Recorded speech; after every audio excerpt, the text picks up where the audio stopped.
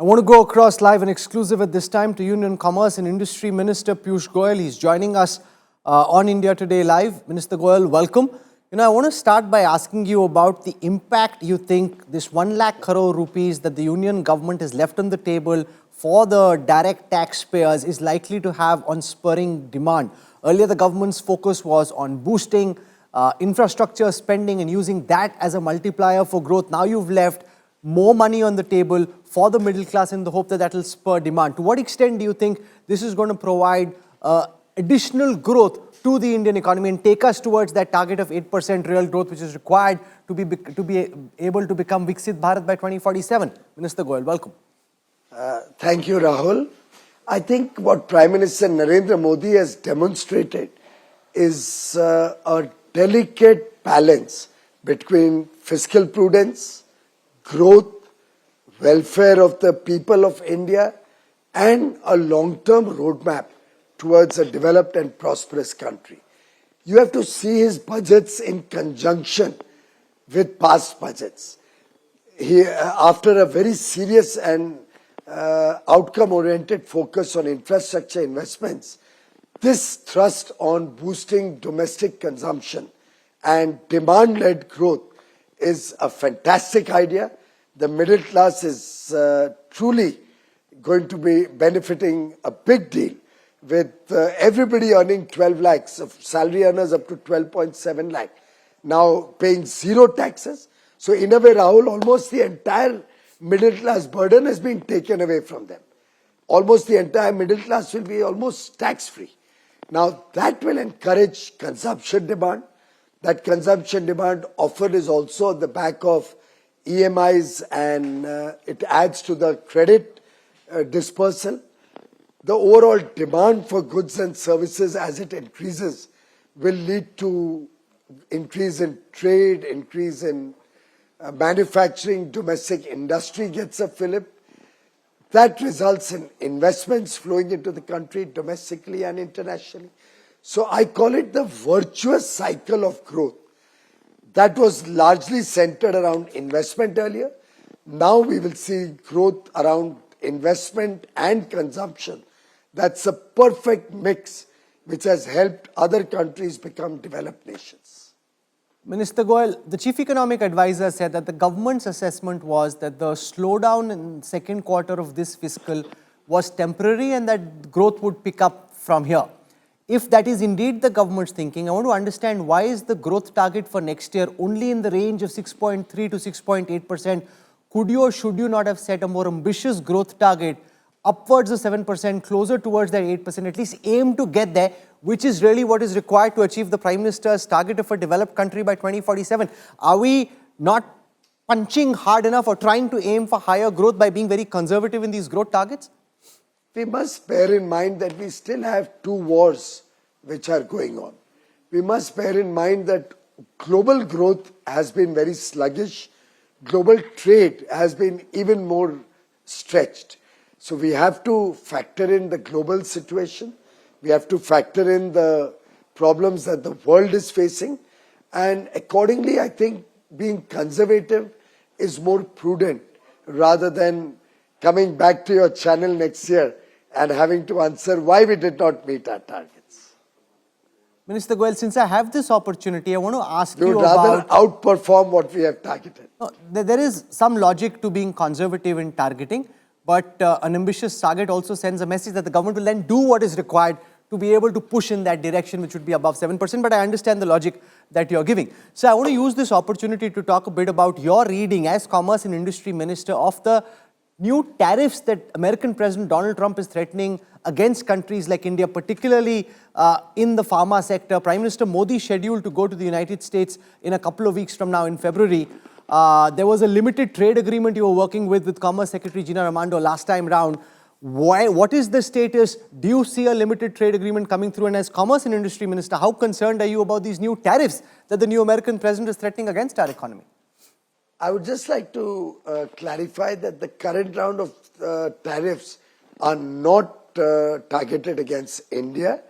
On the pharma goods, we still don't know what will be the contours of their trade action. But by and large, you must bear in mind that under Prime Minister Modi, This is the fourth US administration. He has worked with the Obama administration, Trump 1 administration, Biden administration, and now Trump 2.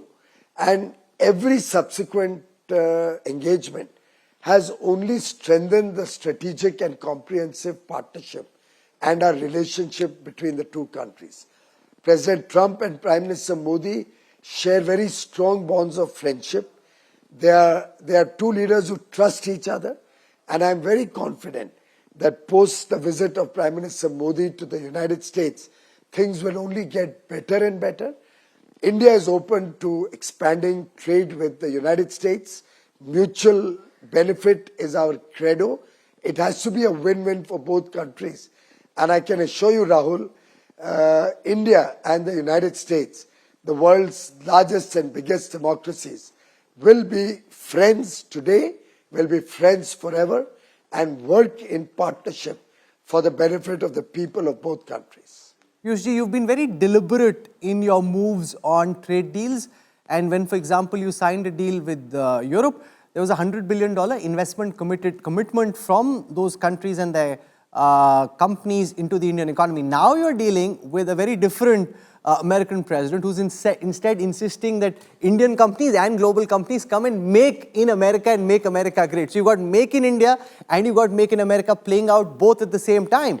So how does that impact your negotiating capabilities when you're in these discussions? Because you got an approach of a president who's willing to ram home. We've seen what he's done with Canada, what he's doing with China, and threatening to do that with India. He may not, it may be just a negotiating tactic to push you back, but I want to understand how you're grappling with the situation. I don't think you've read the story correctly, Rahul. In fact, what their problems with China or Mexico or even Canada are very different than what we have to offer. The Make in India and Make in America actually complement each other. India is moving up the value chain and is in a way supporting American manufacturing, whereas China or Canada are hurting American manufacturing. So if India provides a particular good, more often than not it's an intermediate product, which we make in India, we support the American economy. Take for example aircrafts. We are the world's largest buyer of aircrafts. We have 1,700 large commercial planes on order between Boeing and Airbus. But are you aware that last year we had exported $1 million worth of components for Boeing? And in the current year, by March 25, we expect to export $1.8 billion worth of products to Boeing. We have 1,600 global capability centers running in India and supporting American manufacturing. So we are two economies that really complement each other. We are at a level where we are going up the value chain. America needs trusted partners, and therefore I believe that together we will make America great, we will make India successful, and both countries will add jobs, both countries will support and supplement each other's ambitions and big targets. It's good to see our chief negotiator putting up a confident positioning, and that is very important as you go into what I can imagine behind the scenes and off the camera would be a very complicated situation, because they'll also press, for example, on concessions on agriculture, which is very politically sensitive in India, and you've dealt with the farmers, you've dealt with their expectations, which are of a very different kind in terms of minimum support price. And here you'll have the Americans, the Canadians, everybody asking for concessions on the politically contentious issue of agricultural produce. What's your reading and understanding of trying to deal with that? I can assure you, Rahul, we will be sensitive to our farmers, to the concerns of our farmers, protect their interests, protect the interests of our dairy, and yet strike a win-win deal with President Trump and with the United States. Sir, since time is limited, I've heard you in the past, in your conversations with India Inc., through industry chambers, urge India Inc. to step up to the investment plate and do much more. How concerned are you about the fact that while in some sectors we're seeing additional private investment come in across the board, there hasn't been a virtuous kickoff in the investment cycle as would be expected given the kind of corporate tax cuts that you've done a few years ago? And are you hopeful that that is changing now? What's your message to try and get India in to invest more? You've been frustrated about that in the past. How acute is the level of frustration now, and is it changing in your reading, Minister? I think it's a pretty good situation right now. The frustration you're talking of is a very old frustration, and that was quite a bit to do with the legacy we had inherited, where Indian industry had seen a series of corruption scams, had seen a fragile five economy. It was the period from 14 to 17, 18, when Indian industry was very hesitant to invest, given the complications and the high level of corruption that the Congress and the UP had left behind. When they saw the amount of effort and the steps taken to clean up the system, eliminate corruption, for making ease of doing business. I mean, I have so many friends who used to come once a week or every week to Delhi. Now, they don't come even once in a year. They say everything happens on its own. Most things are online. We don't have to come to central government at all. So I jokingly was asking somebody that I'll have to create a roadblock for you to come and meet me. Nobody needs to come to Delhi anymore. Now, as Honorable Finance Minister explained, we are going to try and work with the states and incentivize states to try and make them conscious that in this competitive world, they'll have to focus on ease of doing business at the state level also. Having said that, we are requesting industry all the time to give us newer ideas, better ideas. Whatever we can do, we have Jan Vishwas 2 bill coming up, 100 provisions or so are already identified. We are looking for more ideas and are happy to commit to make it very easy to do business, commit to handholding investors and business persons, to add more jobs in the country, to add economic activity, and truly make India a developed and prosperous nation. Viksit Bharat 2047 is not a dream. It's the collective commitment, the will of 1.4 billion people. It's 140 crore Indians driven by passion, driven by a collective effort to make that happen. And no power on earth can stop it from. One last question before I let you go. The opposition is critiquing the budget, saying that the fiscal deficit targets have been achieved by underspending on PLI, Skill India, crop insurance scheme, saying that you allocated a 30% expansion in public infrastructure spends, but you couldn't achieve it. So they're saying you're making the noise, setting the target, but not being able to deliver on the ground. How do you respond to this critique from the opposition? Well, I think opposition is failing to remember how badly they used to miss out on budget targets. I used to do a lot of this analysis in the old days, and I remember budgets going totally haywire. What the original budget said and what the revised budget and the final outcomes were three different stories altogether.